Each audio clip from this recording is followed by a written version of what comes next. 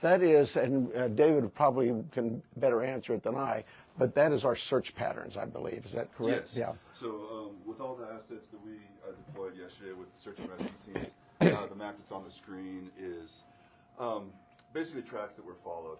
Those are all, the colored lines are all ground tracks of different teams and different assets that were used on the ground, to include the canines, the volunteers, and our own search and rescue team. The circles are going to be representative, if not necessarily perfect, of our air circulation with both our helicopter and our fixed-wing aircraft at night, working with the night time cameras. So difficult to see where the house is. The house is basically pretty close to center in that, and then all of the searching that went on throughout the day with those folks out there on the ground. What this really helps with is our search teams, when they come back and reassess, maybe they've missed an area, we can look at it and say, hey, you know what, this area could use a little more coverage, and so they concentrate again. Our search and rescue team is top notch. They're out every single day. If it's not a lost person, it's a hiker, it's somebody who's wandered away from a care home, whatever it may be. I want to stress to you, and it is really important, Miss Guthrie, Nancy Guthrie, is of great sound mind. This is not a dementia related. She is as sharp as a tack. The family wants everybody to know this isn't somebody who just wandered off. Her physical limits are based on just age, and we get old, and so it's more physical. But clearly, she is as sharp as a tack. Do you have her cell phone, and does that present any tracking potential? We're looking at that as we speak. But do you have it, or do you not? We do have it. Can you give us a little bit more of a timeline? Because you said she didn't leave on her own. She was last seen at 9:45. She wasn't reported missing until noon. But I believe what happened there was at 9:45 in the evening, her children left her off. At some time earlier that morning, they got a call from somebody at the church who said, hey, your mom's not here.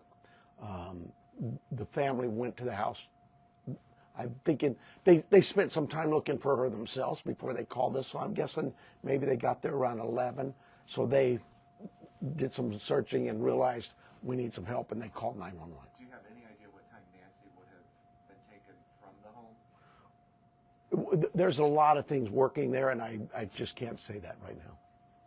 Has Savannah Guthrie, has she had any threats to herself? We've spoken to her. We'll continue to work with that. She has a security team that's been in touch with us throughout the night, but we're not going to dismiss any angles for sure. But right now, immediately, we don't know of anything like that. Is she in town or on the way here? She's here. Can you give us any more? What should somebody be looking for? Because when I was out in the neighborhood, the neighbors are obviously incredibly concerned.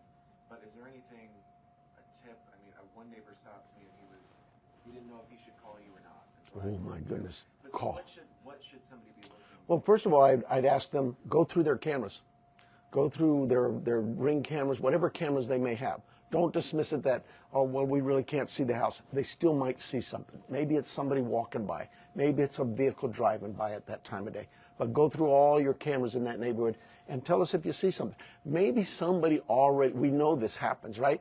Oh, I saw something suspicious, but I didn't think it was worth calling in, so I didn't call it in. Well, now it's call in anything you've seen or heard. Maybe it's a neighbor telling you, I saw this or I heard that. Call us. Don't tell the neighbor to call us. Tell the neighbor to call us, but you call us as well. We'll put it together. We'll get, trust me, I'm sure we're going to get inundated with a lot of calls. We'll handle that. Did she live alone? I believe, yes, she did, yeah. Were there any caregivers who are normally associated with her? Well, she has house staff that comes by, takes care of the yard, whatever, and her house and that. But those people we'll be talking with and have talked to some of them already. But nobody who's like a live-in or Nobody actually lives with her, no. Like I say, she's of great sound mind, and she is mobile. It's just, it's a challenge for her to get, as the family says. She couldn't walk 50 yards. by herself. So.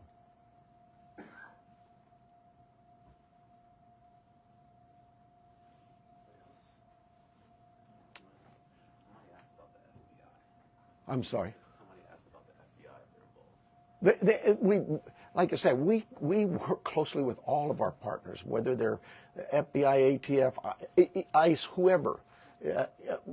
We know that they have certain capabilities and certain resources, just as we have certain capabilities and resources. So yes, we'll continue to work with them, and they've offered assistance to us. We accept that assistance, and we offer assistance. Just last week, the FBI called us to handle a shooting that involved Border Patrol. You need to know that. That's just day-to-day routine work for the law enforcement in Pima County in Tucson. We work very closely with our partners. With the amount of time that's gone by, how wide do you cast in the net? Statewide, national? Well, yes, national for sure. I'm hoping the national media's picked up on this. We've gotten a lot of reports, but statewide as well, with Amber Alerts, things like that. All of those things we use. Every tool we have, we will use.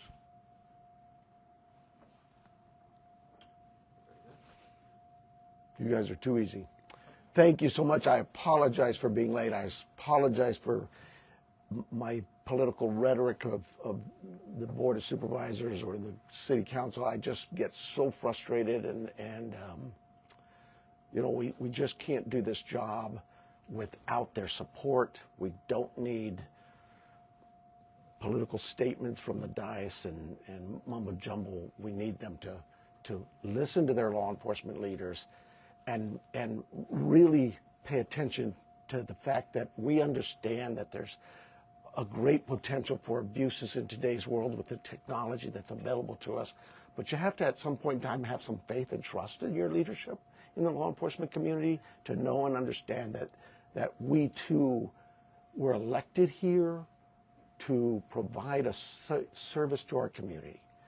I can't think of a community in this planet that wouldn't tell you, number one is public safety. Everybody just wants to be able to know that they can go outside and enjoy their community and come home and be safe at night in their rooms, asleep in bed. And this lady wasn't able to accomplish that. That's a sad statement. We need her back. We need to find her. And time is very critical. She is 84. She needs her meds. Her family needs her too. Thank you so much for being here.